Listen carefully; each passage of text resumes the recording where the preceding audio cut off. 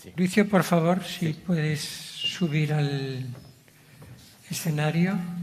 Y Jesús Sánchez también, que vas a actuar como moderador de la... Bueno, vamos a hacerla, aunque sea de cierta brevedad, pero por lo menos que haya un pequeño debate.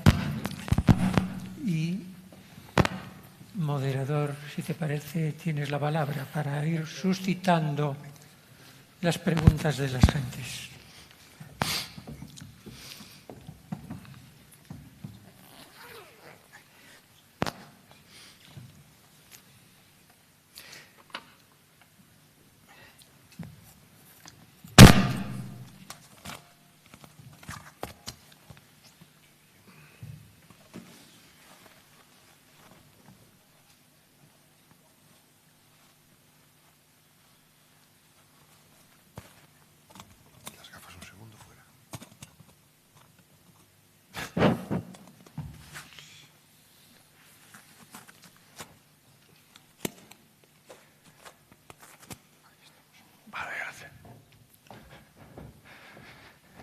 Bien, buenos días. Para esta mesa redonda que ha comenzado y ha terminado hablando de Galicia y en concreto del ámbito de Ferrol y las rías en las que nos encontramos, me gustaría hacer una pequeñísima recapitulación, puesto que Alfredo Vigo nos ha mostrado los antecedentes y la representación gráfica más completa del sistema defensivo que se va a consolidar en los siglos posteriores de la época moderna. Juan Antonio Rodríguez Villasante nos ha hablado del valor patrimonial con el desglose de todos los aspectos tipológicos, de ejecución material, estéticos y de paisaje. Y, en ese sentido, de los valores patrimoniales, creo que también vale la pena destacar las dos aportaciones de Mauricio Vesco y Fernando Cobos, puesto que Mauricio nos ha hablado de una dimensión territorial que es fundamental, por supuesto, para enfocar el valor y realidad actual, no solo histórica, sino actual, de estas defensas. Y Fernando Cobos nos ha hecho el planteamiento más global de unos sistemas defensivos, ya no solo de ámbito circunscrito a Mediterráneo, Atlántico, sino a todo lo que era el Imperio Español, haciendo hincapié, creo, en este concepto final del paisaje fortificado o de los paisajes fortificados y el valor de la imagen, que creo que también ha estado presente en varias de las intervenciones de los ponentes. Por lo tanto, yo os cedo la palabra para que podáis completar, si queréis, alguna de vuestras intervenciones o bien entablar el diálogo con las aportaciones del resto de los ponentes. No sé si Alfredo, en primer lugar, ¿quieres abrir el fuego, nunca mejor dicho? Pues sí, ya que estamos en una casi clase de artillería, pues vamos efectivamente a abrir el fuego, pero fuego amigo, fuego amigo. Y dado que con Juan he hablado muchas veces a título particular y por lo tanto ya conozco todos sus idearios, vamos a aprovechar la visita, diríamos, de eminencias de la investigación, como el profesor Vesco o como el profesor Cobos, y a mí me gustaría efectivamente hacer unas preguntas que puedan poner en valor todas sus investigaciones. Me sorprende la capacidad, por ejemplo, que tiene lo que se llama el Imperio Español, que de alguna manera es un imperio cosmopolita, porque está formado por muchos pueblos. Realmente es una nación, pero que se nutre de muchos pueblos, es decir, flamencos, italianos. Una Italia que en aquel momento no es una Italia, sino que son muchos estados, todos esos independientes, cada uno con su personalidad, incluso con enemistades entre ellos y con rivalidades. Pero la capacidad que tuvo de alguna manera de aglutinar las fuerzas para ponerlas en función de frenar de alguna manera al poder otomano, que ciertamente es, y también de expandir, diríamos, todo el conocimiento que se gestó en la arquitectura militar, que parece que en el Mediterráneo se va formando y cuajando y va creciendo de una manera espectacular por manos de ingenieros españoles e italianos, y cómo al final se proyecta de una manera espectacular a toda América, ¿no? Es decir, con una fuerza casi arrolladora, no solamente se está repoblando América con ciudades nuevas, ciudades trazadas a cordelto, ciudades planificadas, en una estrategia que desde luego da una idea de orden, de un imperio y de una cabeza casi matemática que está un poco planificando todo, y aún encima con ese portento de defensas litorales que son abrumadoras, ¿no? Que son abrumadoras.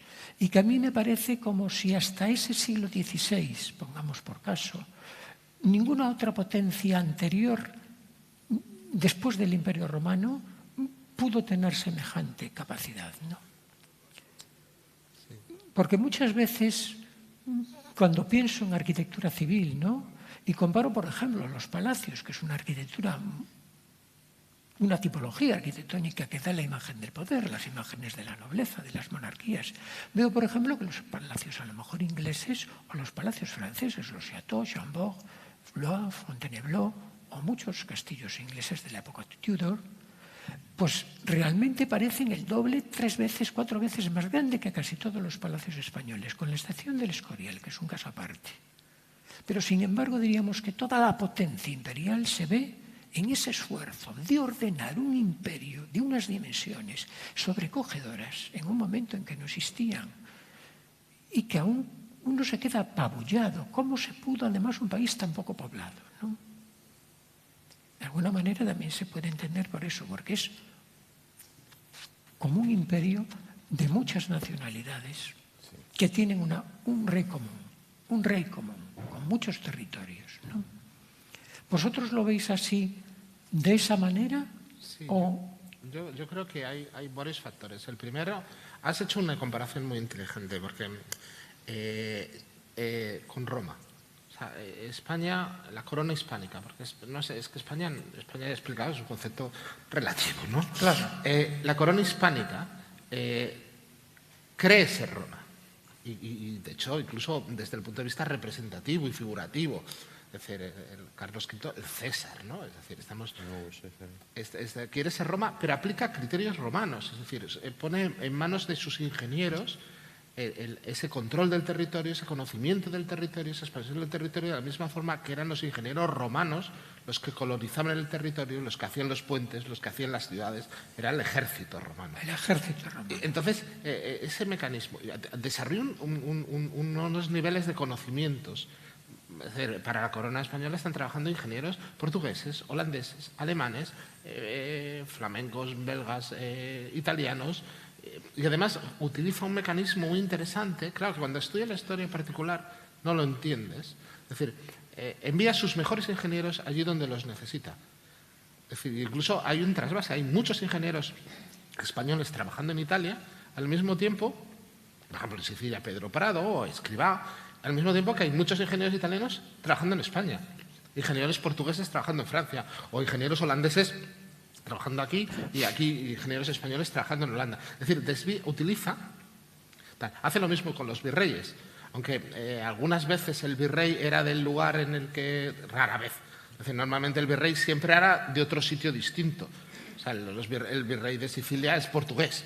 Es decir, que entonces está jugando con sus mejores cabezas dentro de una estructura que entiende la monarquía. En temas de navegación, por ejemplo, la monarquía le está contratando a Galileo un almanaque de lunas para poderse calcular la longitud, ¿no? Es decir, es todo un conjunto de saberes que se aglutinan a partir de una conciencia muy clara de lo que es un imperio, ¿no? Pero las capacidades logísticas son abrumadoras. Es que hoy nos sorprende, ¿no? Y cosmopolita, además, ¿no? Porque sí, yo veo que además en todo, a la hora de hacer mapas de cartografía, de encargar grabados, están siempre tocando desde Madrid o desde la corte principal o desde donde esté. Desde cada uno de los virreinatos que tenían un poder realmente importante. Se está utilizando todos los valores de todos los pueblos que forman parte de esa comunidad, ¿no? Que es el Imperio Hispánico, pero que realmente... Entonces hay un sistema de organización, realmente es el primer... Bueno, también es cierto que se ha supuesto que ya la monarquía de los reyes católicos construye el primer Estado moderno y probablemente esa idea de Estado moderno, en un sentido literal, al final el Estado moderno se articula sobre 2 ejes básicos, que son el ejército y la hacienda. Y eso es lo que es la monarquía. Al final controlan la hacienda y controlan el ejército. Ya está. Luego, cada virreinato, cada pueblecito tendrá sus costumbres y su lengua y su forma de entenderse. Y eso sigue siendo de cada cual, ¿no? Pero el ejército y la hacienda es lo que al final construye el imperio, ¿no? Y la capacidad económica, porque un castillo cuesta... El mover recursos ingentes. O sea, hemos visto Malta. O sea, Malta no se lo podía pagar Malta. ¿Cómo se va a pagar Malta eso? Se le ha pagado el Occidente, de hecho la corona hispánica, que está ahí diciendo, no, es que Malta es mi primer punto en el que me van a dar los turcos. Si los paro en Malta no los tengo que parar en Cartagena. È una matizazione. Provo a risponderti però in italiano. Credo che da tutto quello di cui abbiamo discusso prima, difesa costiera, architettura militare, poi un po' come hai detto tu prima, antes, c'è un argomento collaterale ma che sta sotto tutto, che è quello della circolazione degli uomini, delle idee, dei modelli, non solo di architettura militare, e anche poi una questione di difficile soluzione, che cosa è un po' quello che dicevi tu, cioè la differenza fra Spagna e corona spagnola, no? Visto dal punto di vista di un regno periferico, come il Regno di Sicilia, per esempio, c'è una questione sulla quale io lavoro molto intellettualmente, che è la questione che cosa sono, chi sono effettivamente nel XVI secolo, no? in età moderna, chi sono gli spagnoli e chi sono i siciliani. Non è facile poi distinguere effettivamente, perché credo che paghiamo anche una storiografia particolarmente dell'età romantica dell'unità d'Italia, in cui molto lo spagnolo era come parlo della fine del XIX secolo, no? Lo spagnolo era come un po' il nemico, perché era colui che aveva anche giocato nella divisione dei regni contro l'unità della penisola del paese, ma in realtà al contrario oggi l'approccio, il modo di pensare è molto diverso, perché le cose tendono in parte a sovrapporsi, cioè non è facile distinguere che cosa è Spagna e che cosa è Sicilia quando studi il Cinquecento, quando studi il Seicento, la prima età moderna. Questo sicuramente. Sí, es una comunidad de alguna manera, ¿no? Sí, una comunidad. Sí, Yo cuando, por ejemplo, veo el edificio simbólico, no tiene nada que ver con lo militar, que es el Escorial, de alguna manera veo allí las formas aglutinadas de todas las ideas arquitectónicas del imperio, de lo que se llama el imperio hispánico, ¿no? Sí. Flamencas, italianas, españolas, allí está todo encastrado, fundido en una visión casi cosmológica del imperio español, sí, pero ¿no? por Como ejemplo, si fuera la cabeza visible. En esa explicación del símbolo, ¿no? Del símbolo de la arquitectura, uno de los grandes edificios de la corona hispánica, hispánica entonces, no es exactamente eso, porque España ya ha dicho que incluye Portugal, y si no incluye Portugal no es España. Claro, esto es Hispania, una cosa... me imagino que vendría de la vieja Hispania, ¿no? Es que sí, uno de los edificios emblemáticos de la corona hispánica es San Pietro in Montorio, en Roma. Es decir, que es una obra de los Reyes Católicos. De los Reyes Católicos. Esto, encargado para claro, hay que es decir, que se está nutriendo de toda su clientela.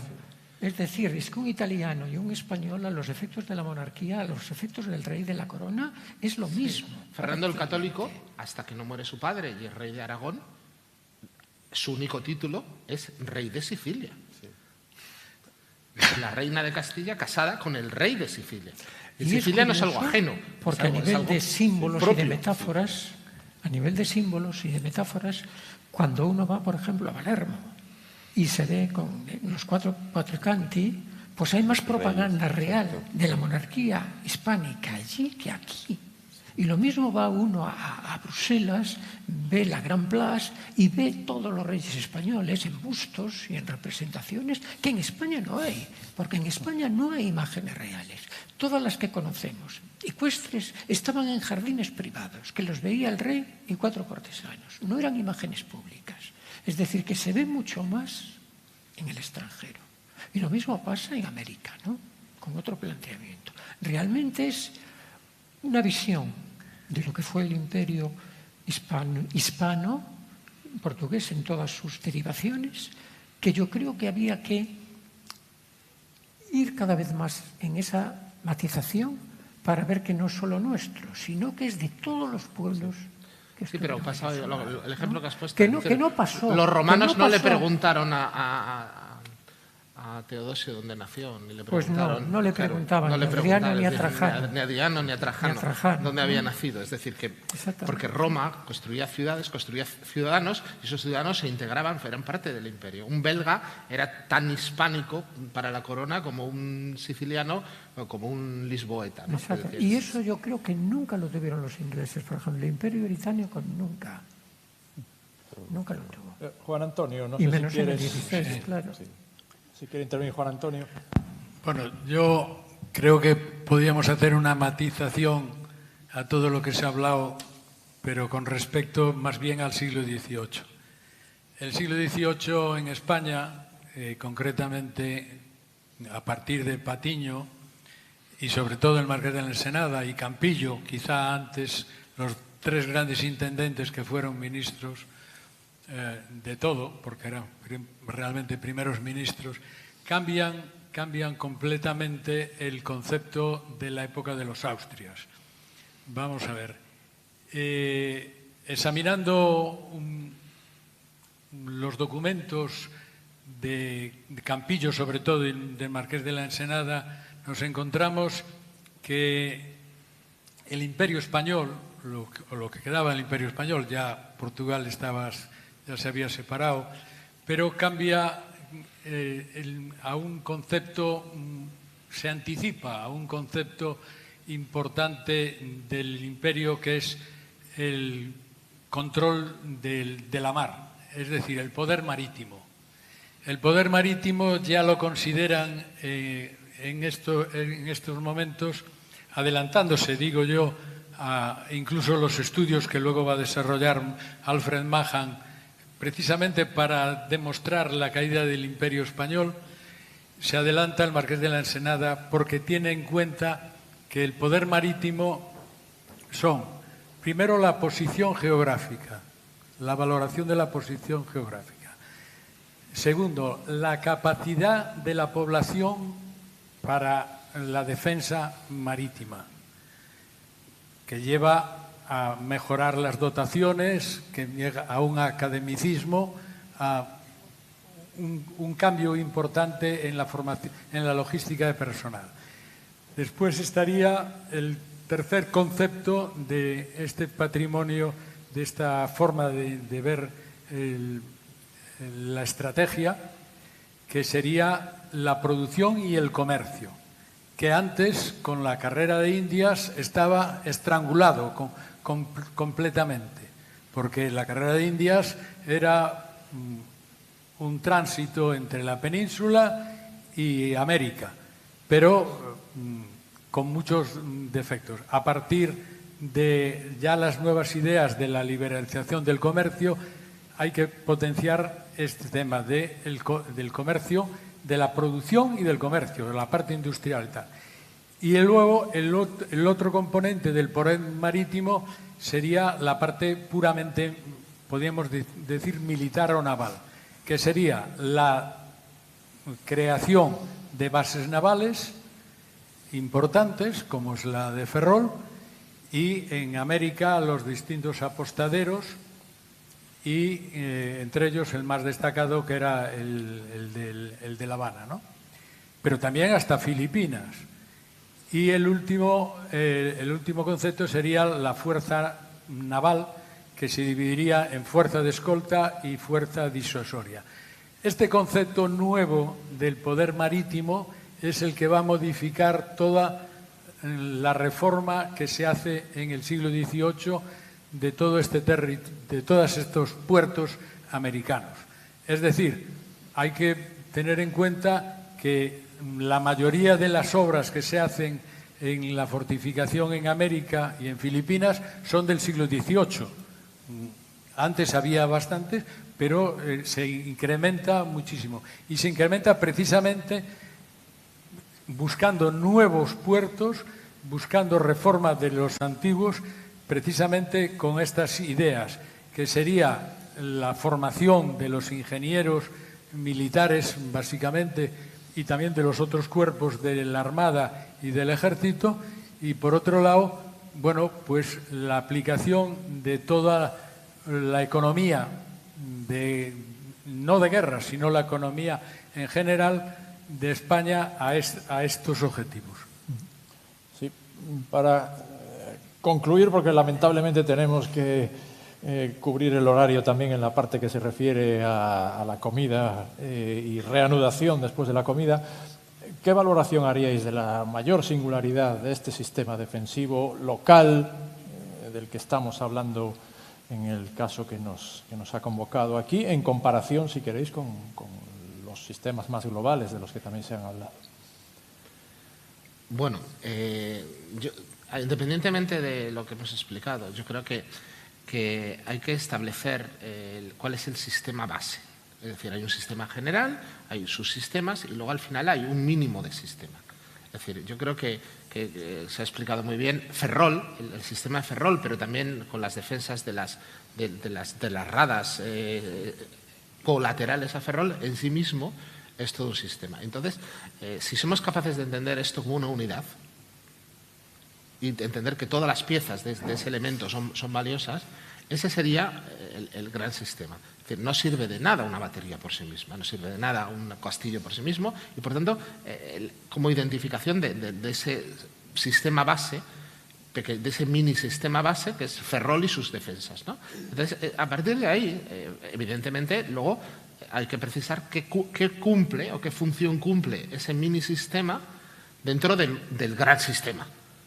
Y entonces, si empezamos a analizarlo desde el punto de vista del 16, es uno más, es cierto, que empieza el sorpaso de Ferrol a Coruña empieza a producirse después, pero desde el punto de vista del 18, como he explicado, no es uno más, es uno de los 4 grandes sistemas de la monarquía española. Y, por tanto, en el sentido del Ferrol, en cuanto a arsenal, en cuanto cambia el concepto, ya no estoy protegiendo todos los puertos del mundo, sino ya protejo 4.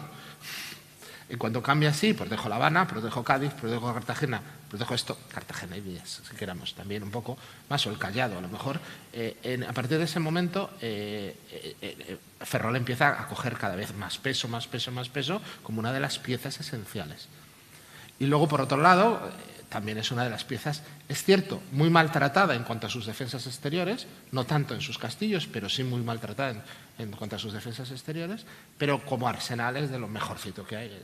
Evidentemente es el mejor de los 4, contando La Habana, si me permites considerar La Habana uno más, pero aunque no queda nada en La Habana, es uno de los 4. Y por tanto, lo cual quiere decir que era malo, que era de alguna manera malo, construía mucho, pero era más bien un astillero. Sí, pero bueno, digamos, tiene otros componentes, otras circunstancias, ¿no? La Habana, sin embargo, como defensa es una de la bahía extraordinaria, es una cosa espectacular, no llega el Ferrol a esos niveles ni de lejos. Pero como arsenal, sin embargo, entonces, en ese caso, es decir, al final, ¿qué peso dentro del sistema global de la monarquía hispánica tiene Ferrol? Pues lo va ganando poco a poco y termina siendo esencial. Entonces, yo creo que ese es lo que debemos hacer. No podemos intentar congelarlo en un momento determinado, sino ver un proceso evolutivo que hace que al final Ferrol tenga un peso muy importante dentro del sistema de defensa de la monarquía. Sí. Mira, yo creo que hay que ser prácticos y proyectar esto hacia el futuro. Vamos a ver. Aquí lo que se trata, evidentemente, desde el punto de vista patrimonial, por lo menos, es las 2 fases que hay que hacer, que es la conservación y la difusión. Por tanto, todos estos conceptos que hemos intentado trasladar a todos ustedes tienen que estar dirigidos a esa idea, que es cómo debemos de conservarlo o qué es lo que tenemos que conservar y cómo lo tenemos que explicar en la difusión a los distintos niveles, a unos niveles culturales muy altos de técnicos y a unos niveles turísticos que podemos decir más bajos. Yo creo que esto es el gran reto y lo que es más importante. Por tanto, yo lo que trataba era de explicar el tema de valores. Y esos valores son los que de alguna forma tenemos que resaltar.